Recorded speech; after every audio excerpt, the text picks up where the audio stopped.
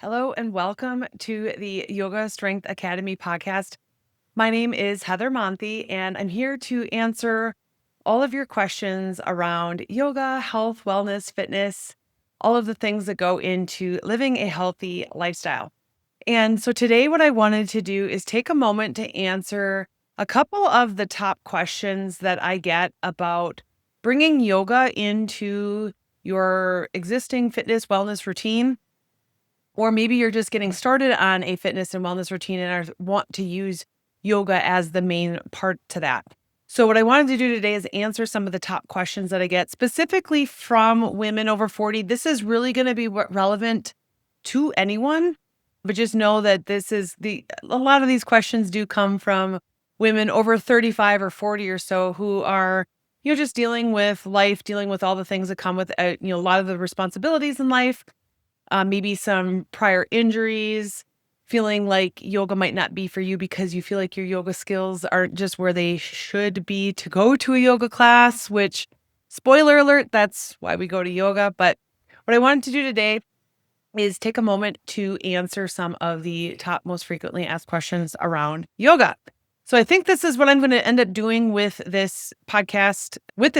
I've kind of been playing around with it just a little bit. Right now, what I've really just been doing is putting the audio from my YouTube videos onto the podcast feed, but I want to try a little experiment here and use this podcast feed as a way to answer your questions around yoga. And so if you do have questions, feel free to email me, heather@heathermonthie.com. It's monthie.com. You can send me questions there and I will answer them here in this podcast. So let's get started. So the first question is this, and this is honestly probably the most frequently asked question that yoga teachers get, or people who practice yoga and talk about yoga with other people is I'm not flexible. Can I even do yoga? And the answer to that is yes, absolutely 100% yes. Flexibility is a byproduct of practicing yoga. It is not a requirement to do yoga. All right. So think about it this way. There's some people that say, I'm not going to go to the gym until I get in shape. Well, you go to the gym to get in shape. Okay. That's the point of going to the gym, is to get in shape and then stay in shape, right? So by saying I'm not flexible, I can't do yoga, that is really just kind of looking at it from the wrong way. So yoga is something that we do to turn back inwards. Okay. So when you move along in life, right, there's all sorts of different responsibilities that we have in our day-to-day lives, okay? You have your career, you have your family, you have a social life, you have your pets. If you're watching this on YouTube, Cole has joined us. You can see him here. But you've got a lot of different responsibilities. You've got parents who might need you a little bit more now. You've got children, adult children who still need you. There's a lot of different things that go on in our lives. And yoga is a way to take 5 minutes, 3 minutes, 20 minutes, 60 minutes, 90, however long a yoga class is, and to just turn back inwards. Okay. That's what we're doing here, is just coming back inwards, focusing on ourselves, focusing on our mind, focusing on our bodies, focusing on our breath. Okay.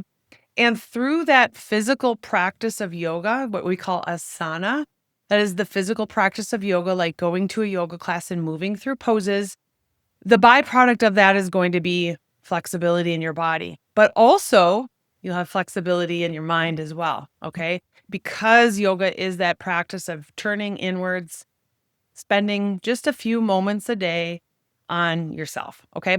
So you can absolutely 100% practice yoga if you're not flexible. In fact, I encourage it, okay? It's going to help build flexibility in your body, but also in your mind. Question number 2, is yoga even a workout? Will it help me to get stronger? And the answer here is it depends, all right? It's really just going to depend on what your goals are. If you want to do a bodybuilding competition, no, yoga is not going to be enough for you to compete in a bodybuilding competition. It can certainly support your training in a lot of different ways outside of the scope of this episode today. If you want to run a marathon, is yoga going to get you there? No. But yoga can certainly help support your training. Again, another episode. Okay. In order to do the things that you want to do, whatever your goals are, you have to do that thing. Okay. So if your goal is to do a bodybuilding competition, you need to bodybuild, weight train, eat right, all that kind of stuff. If you want to run a marathon, you need to run. You need to do those things. Okay. So if your goal is, I am looking for a way to come back to myself, feel energized again, feel confident in my own body, have energy again, feel comfortable in my skin, feel comfortable in my clothes. And I'm trying to find something, and that yoga might be something, but I'm not certain. Okay. Yoga can certainly 100% be a great workout for you to get started. Okay.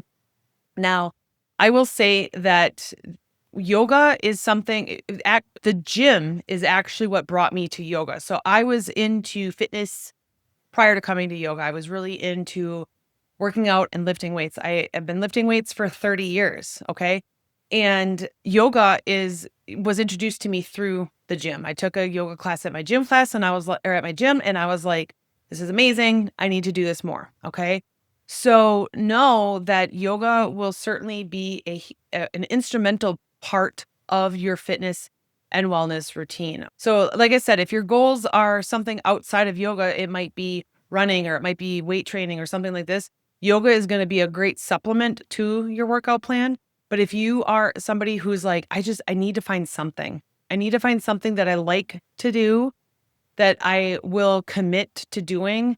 And yoga might be that. I'm not certain. Try it out, explore it. Okay. There's a lot of different styles of yoga as well. You have more gentle, slow flow vinyasa style classes. You have hatha yoga. These are going to be a little bit slower paced yoga classes, but there's also other types of yoga. There's power yoga, which is going to be helping you to build power and strength and working really on building a strong, powerful body, but also a strong, powerful mind as well. We've also got things like aerial yoga. I also teach yoga trapeze, which is a combination of aerial yoga and TRX or suspension yoga. So there's all different styles of yoga. So if you are considering bringing yoga in as sort of your thing to keep you in shape is kind of your workout, I would suggest trying out a couple different kinds of yoga classes. You can get on YouTube. You can check out my YouTube channel. You can go to your local yoga studio. You might have 3 or 4 different studios around you. Try them out. Try all the different classes that they have. See what resonates with you. If you don't have a yoga studio near you, check your gym. Your gym might possibly have yoga classes and different types of yoga.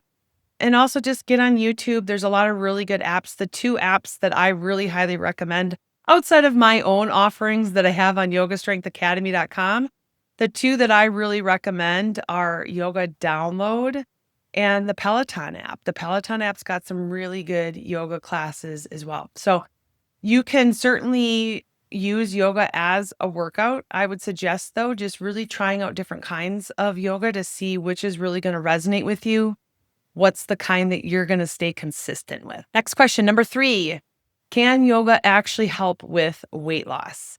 And the answer here is, again, it depends. So what we know about weight loss, more specifically fat loss, a lot of people that are looking to lose weight are specifically looking to lose body fat. If you wanted to lose weight, you could cut your hair, you're going to weigh less, right? Most people are looking specifically for fat loss. So what we know about fat loss is that we need to eat in a caloric deficit in order to lose fat. All right. Now, is that easier said than done? Yes, very much easier said than done. There's a lot of reasons that many different people have and struggle with eating in a caloric deficit. Okay. There's, we all have different things that we're working through. We've got some things going on in our heads, things going on in our bodies, things going on in our families, in our lives around us that can sometimes make that difficult to eat in a caloric deficit. So now where yoga can come in on your weight loss journey, on your fat loss journey, is that yoga helps you to start focusing back inwards and focusing on yourself, focusing on your mind, focusing on your body, and focusing on that connection between your mind and your body. So what happens is, I'll give you an example. For myself, I've been practicing yoga for 15 years. For a long time, I would go off and on. Like sometimes I would be like, I'm doing yoga 4 times a week.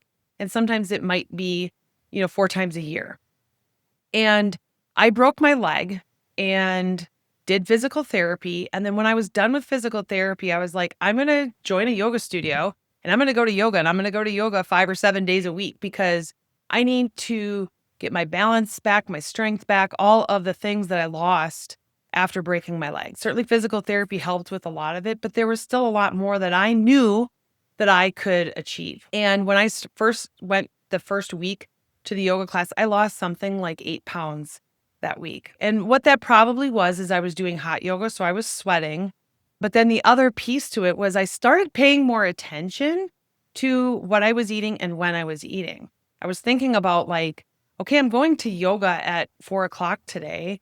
It's 1 o'clock. Do I really want to have a huge lunch? Do I really want to have a huge meal right now? Because by the time yoga class comes around, I'm going to be bending forward and I don't want the food coming back up. Okay.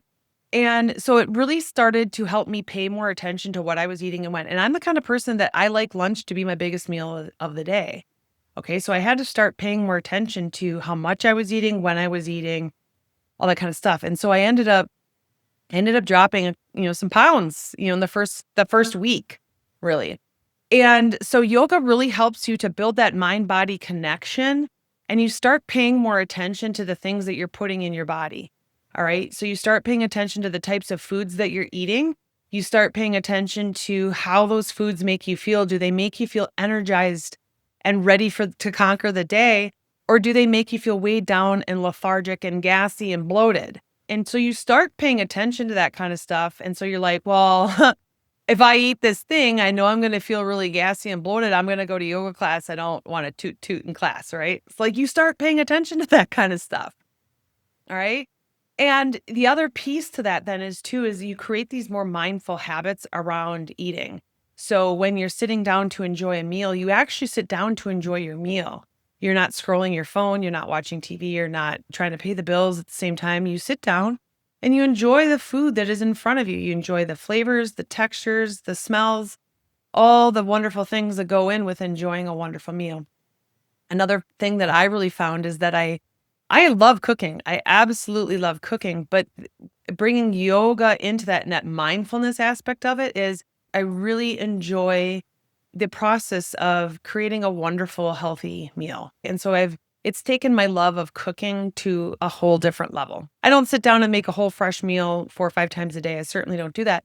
But when I am cooking a meal, I'm paying attention to the ingredients, the freshness of the ingredients. What is it that this ingredient is going to give me in my body? So yoga can certainly help support your fat loss journey, your weight loss journey. It's not necessarily going to be something that you can just do yoga and you're going to lose weight. Okay. You've really got to create this holistic lifestyle that really supports your weight loss goals. And yoga will certainly bring a large aspect of creating that mind-body connection, paying more attention to your food, being more mindful about your eating. Number 4, what kind of yoga should I start with at my age? All right. So what is your age? All right. Each one of us has a different age. You guys might be, I'm 48. You might be 65, you might be 85, you might be 25. Okay. So what is the best type of yoga to start with at my age? So when I hear at my age, I'm going to assume that you're just maybe a little bit older in life. You're probably not 25 or 30 years old. So in order to get started with yoga, what I suggest doing is finding a studio near you, a local studio near you, hopefully within a 20-minute drive or so. If you have something closer, that's great. Check out your gym to see if your gym offers yoga classes as well. The YMCA oftentimes will offer yoga classes. Check out your community center. There's a lot of different places that will offer yoga classes. And what I suggest doing is looking for something that might be titled or called something slow, might be called slow flow. It might be called slow flow vinyasa. Vinyasa is a style of yoga. You might have a hatha yoga class. those are going to be two really great places to get started. You might find a restore or restorative type yoga class. That's going to be even slower than slow flow. Those are going to be really great opportunities for you to come into a yoga class, and it's going to be a little bit slower paced. It doesn't mean it's easier. It's just going to be a little bit slower paced. And I know that sometimes one of the frustrations can be with picking up something new is feeling like you can't stay caught up. And I will tell you that is something I think about frequently, that right before the pandemic, January of 2020, I even like it impacted me this much that I still remember that, but I decided I wanted to try a CrossFit class. That year, before I knew the pandemic was going to happen, I had decided I wanted to try a new fitness class every single month. In fact, I should probably do that again now that I'm thinking about that. But I wanted to try a new fitness class every single month. And in January, I decided to try CrossFit. I've been weightlifting for 30 years. Weightlifting was not new to me. I'm very comfortable in the gym. And I got to the CrossFit studio, did my, trial membership or whatever. Told the owner was there, told the owner, I've never done CrossFit before. I have no idea what I'm doing, but I've lifted weights, I've done powerlifting, I've done bodybuilding competitions. CrossFit's very different though. And even the instructor knew that I was brand new to CrossFit, never been to a CrossFit gym or box before. And I got zero guidance on how to do anything. It was, he would just say like, okay, do this, okay, do that. Well, box jumps, yeah, I know how to do box jumps because I've been in the gym before, but like these weird push-up things that they do, like or pull-up things where they look like their body's just flailing around. I think they're called like kipping pull-ups or something. To me, it just looks like an injury waiting to happen, but I had no idea what I was doing. Zero clue. I got no guidance at all from the instructor. Okay. And so I think about that every single time I'm teaching a yoga class, knowing there could be somebody brand new in my class that I don't know that this is their first time practicing yoga. Or, many times I do know because they've told me prior to class, but saying like, I've never done yoga before. This is brand new to me. Okay, that's great. I think about that day that I had in CrossFit. All right. And really just guiding you through the yoga class. So I do that in person. I do that online as well over Zoom. And then I also have some pre-recorded on-demand stuff. And that's always the mindset that I'm trying to take. I'm not perfect at it, but that's always the mindset that I'm trying to take, is that it doesn't matter what yoga class I'm teaching. It could be somebody's very first time taking yoga. Okay. Now, when you go to a yoga studio, some yoga studios, some yoga teachers are going to really try to welcome you and guide you through that practice. And then other yoga studios, you might get a totally different vibe. I've been practicing yoga for 15 years. I've gone to a lot of different yoga studios. I've traveled a lot. So when I travel, I also try to find yoga studios to go to. So I've been to a lot of different yoga studios. And if you go to a yoga studio and you don't connect with it, you don't feel the right vibe for you, you don't connect with the teacher, you don't connect with the vibe of the studio, don't give up on yoga. And I'm sure a CrossFit instructor is going to say that to me, don't give up on CrossFit, right? But you want to take a moment to, find the community that works for you, all right, that fits your vibe, all right? So get online, just Google yoga studios near me. Look for a yoga studio. You can look for your YMCA, look for your community centers, look at your gym. Those are probably the 4 top places that I would tell you to look for, and see what styles of yoga classes they have. Look for something slow flow vinyasa, restorative, hatha, something like this. Go try them out. And then when you're feeling a little bit more comfortable, try out some other styles of yoga. Okay. Long story short, that's where I would get started with yoga at your age. Question number 5. What if I can't get down onto the floor, or if I have joint pain? What can I do? All right. Common questions that people have when getting started with yoga, especially if you're over 35, over 40, over 50, over 60. You probably at some point had some sort of injury in your life and you're coming back from it. Or maybe you had some sort of illness that has some sort of lasting effects on your body. Okay. many, many, many people are dealing with this, even your yoga teacher. Okay. So I will share with you that from my hips down to my feet, I have 2 rods in my legs, one in each leg, and 13 screws. Okay. So I get it. I get it. We all are dealing with different things and our bodies have things going on.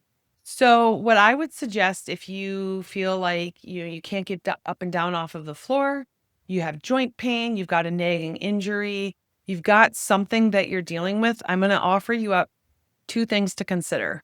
Number one is to be okay doing something a little bit different. I like to call them options. You might call them a modification. I don't want to insinuate that something is easier or harder because for one person, this might be easier, but for the next person, that same thing could be harder. So I like to call them options.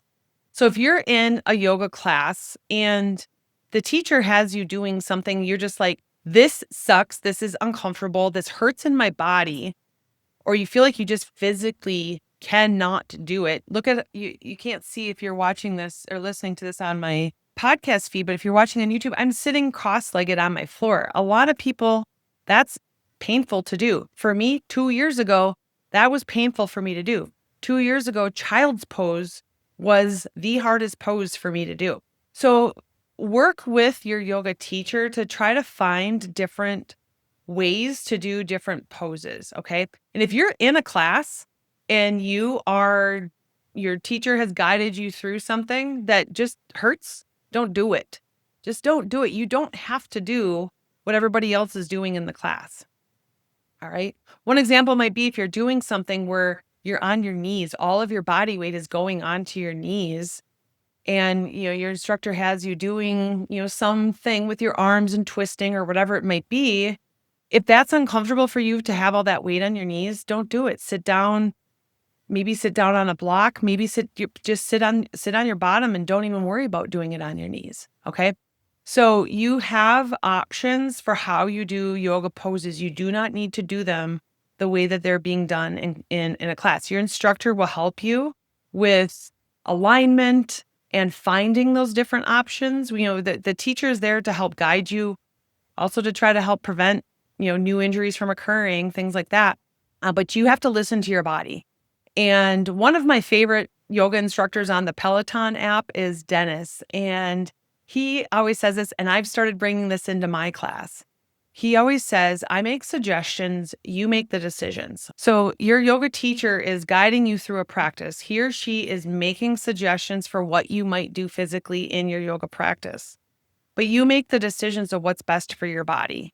All right. Nothing should ever hurt. You should never be wincing. It should never be so painful that you're holding your breath. Okay. So know that you are in charge of your yoga practice. You have the final decision over what happens with your body. Okay. So if you feel like you can't get up and down off of the floor, make those modifications, make those options, use those different options. The second thing I'm going to offer you, if you feel like you can't get up and down off the floor, you might have joint pain, you're dealing with injuries, etc. The second thing I'm going to offer you is props. Oftentimes with my yoga classes specifically, we use a lot of blocks. I use a lot of blocks. So yoga block is going to be wonderful to help you essentially bring the floor up to you. So if you're coming into a seated position and you can't bring your knees all the way down to the floor, you're in a cross-legged seated position, you can place blocks underneath your knees to bring the floor up to you. Yoga props are there to assist you in your yoga practice. Blocks are going to probably be the most popular thing you're going to see if you're doing videos online. If you are going to yoga at a yoga studio, that's probably the most popular prop that you're going to see is a yoga block. There's a lot of different yoga props that we can use to help assist us in some of the poses that we're in, to get into deeper stretches, or to maybe bring the floor up to you, or maybe give you an extension of your arms, things like this. Okay. So some other yoga props that you might use is a yoga strap. So we've got regular yoga straps that, just sort of interlace like a belt. If you're at home and you don't have a yoga strap, you can use a belt, you can use a necktie, You can use a hand towel. There's a lot of different things that you can use. You don't necessarily need to buy a yoga strap. Most yoga studios will have straps for you. I've also just purchased a yoga strap that has loops, so you don't need to, constantly be adjusting the size of your yoga strap. There's just already preset loops in there. You can just get to the loop that you want to use in class and move on with it. So you've got yoga straps, you've got yoga wheels. So yoga wheel is going to be a great tool for you as well. It's another prop that you can use to help you with some of these yoga poses. You can use a chair. You can always use a chair. That a chair is going to be great to help you get up and down off of the floor as well. Also, you've got a wall. Unless you're doing yoga in the middle of a park or in the middle of your room, you're probably pretty close to a wall. If you go to a yoga studio, you don't have to be in the center of the room. You can go up next to the wall. The wall's there. Use it. It's okay. It's okay to use it. All right. So when you are thinking about your yoga practice, and you're like, I don't feel comfortable doing this. I don't feel confident doing this. I've got this thing going on. I've got this thing going on, and I got this thing going on with my body. It's okay to use props. They're there. It's not like a beginner's type of thing. I will say, I've been practicing yoga for 15 years. I use props more now than I did at the very beginning. At the very beginning, my ego was getting in the way, and I was like, oh, I don't need this. I don't need that. That kind of thing. No, use them. They're there. They're there for a reason. Use them. Another thing that I will suggest specifically if you have issues with your knees is a couple different things. You can use a towel or a blanket, roll it up, put it underneath your knees. You can fold up your yoga mat to make it 2 or 3 layers deep for your knees. You can also get knee pads. Those are wonderful for just giving you a little bit more cushion on your knees, specifically, the type of floor that wherever you're practicing yoga might have. So, at home here, I've got this nice comfy carpet. For a long time, you'll see in some of my older yoga videos on YouTube, for a long time, I had a squishy gym floor in my yoga studio at home because I needed that extra cushion for my knees, for my knees specifically as it was healing. If you're doing yoga outside on like a concrete or something, that's going to be much harder than doing it, say, on a nice cushy sand or grass, something like that. So think about the place that you're doing yoga, and you might want to provide some additional support for your knees there. Number 6, do I need supplements if I'm just getting started with yoga and trying to get fit again? This outside of I'm not flexible enough to do yoga, what supplements do you take is probably the second most popular question that I personally get. My view on supplements. Now, I do have a nutrition coaching certification, and I've read a ton about nutrition. I'm fascinated with the science of nutrition. My opinion on supplements is this: use them as necessary after you get everything else in order. And by everything else, I mean you've got your diet in order, you've got your hydration in order, you've maybe had your blood panels done with your physician to see if you're deficient in anything. Get all those things in order first, and then start thinking about supplements. So with your diet, you want to really focus on getting in all of your macro and micronutrients through food, through whole foods. That's what I really suggest is whole foods. I always suggest a protein source. I do eat meat. I do eat meat as a protein source. There's other sources of protein as well. I've got a video on YouTube that's got 63 different high protein food ideas. You can check that out. So protein, plants, and healthy fats. That's really what I try to focus on and really what I try to preach. However, having a cookie or a piece of cake at a birthday dinner, that's also part of nutrition. There's a lot of there's a huge social component around food. Okay. So it's not this all or nothing viewpoint that I have. Focus on this 80% of the time, eating for your macro and your micronutrients. But the rest of it is sometimes it's just pure enjoyment. You know what? Having a freaking cookie, sometimes it just tastes good. I get sick sometimes and my throat hurts and I want ice cream. So I have ice cream, and I have the real ice cream. I don't want this fake crap. I'm from Wisconsin. It's a dairy state. Right? Okay. So my viewpoint is this: get your macro and micronutrients in order. What does that mean? Protein, carbs, healthy fat. So protein, source of protein. Carbs, you're going to get carbs from plants. Okay. And then fats, healthy fats, avocados, There's a lot of really great options out there for healthy fats. Nuts. Okay. There's lots of really good options. But fat's not bad. If you grew up in the 90s where fat was demonized, we're past that. Protein, carbs, fats, those are your macronutrients. Your meals should be based on that. Then you've got your micronutrients. That's going to be your vitamins, your minerals, things that you get from your food, vitamin A, vitamin D, potassium, magnesium, things like that, sodium. So you're also going to get that from your protein, carbs, fats. So really focus on that. I always, like I said, I do suggest eating whole foods, but you know what? If you want cereal, have cereal. Okay. It's totally okay. So focus on getting your nutrition in place first. Then, make sure you're not deficient in anything. I know for myself, I struggle with vitamin D deficiency, which is weird because I'm outside all the time. I do yoga outside. I walk every day, things like that. So sometimes I do have to go on a prescription vitamin D supplement, but that's a conversation I have with my physician. It's a conversation you should have with your physician. Okay. And then once everything is in order, then start thinking about supplements. And what I suggest is a good quality protein powder. I don't think that you should use protein powder as your main source of protein, but it can come in handy when you need a quick meal, you're on the go, you don't feel like cooking. Protein powder can be a really great supplement to your nutrition. And then you might add in something like collagen. Creatine is something that's been all over the internet lately. I did make a separate video about some of the things to think about before adding in creatine to your supplement routine. And it's basically the same thing. Get other things in order first. Get your diet in order, get your nutrition in order, get your workouts in order too. Creatine is going to work well if you're doing strength training. If you're not doing strength training, start doing that first before you start adding in the creatine. So you might do protein powder, you might do some collagen, you might do some creatine. A vitamin, a daily multivitamin might be helpful. Some of those multivitamins, though, you end up with really expensive P. So you want to make sure you're doing your research on the quality of the multivitamin that you want to use.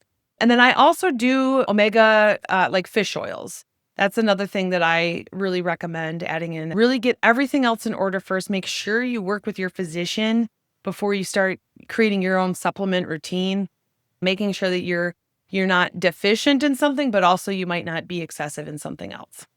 Number 7, I've tried yoga before, but I feel lost. What if I'm not doing it right? You are not alone. All right. You are 100% not alone. I think all the time about when I went to try a CrossFit class and I felt totally unwelcomed. There was no guidance. There was no support. I had no clue what I was doing. The instructor didn't help me. There was no just sort of like, hey, welcome to our community. There was none of that. And so I think about that a lot. Every time I teach a class, I think there could be somebody in here having this experience, this same experience right now. And I know how beneficial yoga is. And I don't want anybody to feel like they're not welcome, that they're not part of that community. And so what I would tell you is if you do not feel like you belong at a particular yoga studio, with a particular yoga teacher, that may just not be your vibe. All right. There's a lot of different types of yoga studios out there. There's a lot of different types of yoga teachers out there. And I would suggest to you that if you haven't found your vibe, keep trying, keep looking, try out different studios, try out different teachers. Okay. And you will find a group that you jive with. I've lived all over the country. I've tried lots of different yoga studios. There's different vibes at every studio. All right. And if you feel lost, work with your yoga teacher. You might get a private lesson to get started. Like, I just want to feel a little bit more confident before I go to a yoga class. It's okay to do private yoga lessons. Okay. You can try things out on YouTube. I've got videos on my YouTube channel. You can certainly try those things out. It helps you to feel a little bit more confident in what to expect, but you're not getting that real-time feedback of making adjustments to your alignment and remembering to breathe, things like that. My suggestion to you is if you've tried yoga and you feel lost, you just don't feel like it's for you, is to maybe just try another studio, try another teacher, maybe try another teacher at the same studio. Okay. Maybe try a different style of yoga. There's so much in the yoga community. There's so much available to you. It's just a matter of finding what's right for you. So yoga is here for you, even if you're tight, you're inflexible, You feel like your yoga skills aren't where they need to be in order to go to a class, which is not true because that's why we go to class. Yoga is here for you wherever you are in your own personal journey. You might be somebody who's like, I need to do something for myself again. Yoga is really going to be great for that. Or maybe you're somebody you're training for a marathon or CrossFit, or maybe you're just like, I'm like going so hard at the gym all the time. I just need something to kind of bring it down a notch. Yoga is going to help with your recovery, your active recovery from your regular workout routine. So what I want to do is share with you that I did create a yoga for beginners over 40 program. It is available on yogastrengthacademy.com. And so why is it specific for people over 40? Well, because, there's a lot of 25-year-old Instagram influencers out there that I think that a lot of people can find intimidating and feel like yoga is not for them. So this is a group of classes. It is 10 30-minute Zoom recording classes that I did. So I'm 48 years old. So you're going to be led by a teacher who's not a 25-year-old Instagram influencer. Nothing wrong with 25-year-old Instagram influencers. Absolutely nothing wrong. It's really just, I'm trying to help you feel like you do not have to be that to do yoga. Okay. So you get 10 Zoom recordings from some of my live classes. They're 30 minutes each. It's a slow flow vinyasa style class. So vinyasa means it's breath to movement. For each breath, we do a movement. So it's breath, movement, breath to movement, breath to movement. Okay, it's a pace. Okay. Sometimes we do it one breath to one movement. Sometimes we'll do a movement and hold it for 3 to 5 breaths. Okay. So that's the slow flow vinyasa style class, 30 minutes each. Then I also have in there for you an orientation session. It's about 13 minutes long, and it's an orientation session on just if I were to sit down with you and like go over, what do you need to do to yoga at home? How do you get set up? What is the mindset you want to have here coming into this? Who is this for? All that different kind of stuff. Okay. So it's like a yoga 101 orientation session. Okay. And then I've also got in there a yoga pose breakdown workshop. And so in that workshop, I go over some of the poses that you'll probably see more frequently in those 10 30-minute classes. So in those 30-minute classes, I guide you through all of those poses. The yoga pose breakdown workshop, we just take it a little bit slower and break down those poses a little bit more. So things like downward facing dog, warrior 2, things like that. I do not use Sanskrit in my classes. I use the English words for poses. You will hear me say chaturanga. And if you don't know what chaturanga is right now, totally okay. And I do say namaste. All right. So those are the probably the 2 Sanskrit words that you'll hear me say in my yoga classes. All right. So that is available on yogastrengthacademy.com. You can check that out.